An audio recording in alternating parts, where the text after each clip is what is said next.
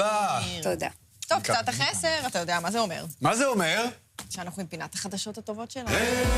היי!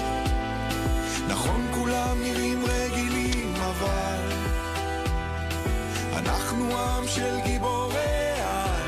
בין היתר אנחנו גיבורי על גם בתחום הספורט. אחרי ששנים היו דחקות, נכון? אז לא, אנחנו מביאים מדליות כאילו אין מחר. מדברים פה על שחיינים, על מתאבקים, על מתעמלים שעושים לנו כבוד, זוכים בפרסים. והפעם אנחנו נתמקד בתחום הבלט. שימו לב לזה, נופר אהרוני, היא בת 11, העפילה לגמר תחרות הבלט העולמית הבינלאומית שהתקיימה בפלורידה בארצות הברית. נופר הפכה לישראלית הראשונה שנכנסה לדירוג הטופ 24 בקטגוריית הסולו בבלט, וזה הישג מאוד מרשים בתחרות שבה נבחנו 15,000 רקדנים מ-86 מדינות, אפילו לגמר 2,000. כמה מספרים. בקיצור, היא תותחית על. בקיצור, היא אלופה. ברבורה של הברבורים זאת. חד משמעית, היא מתאמנת כל יום בין 5 ל-6 שעות בסטודיו סטנדוורקס באבן יהודה, והיא הוכחה שעם התמדה וכישרון אפשר להגיע הכי רחוק שיש. וואו.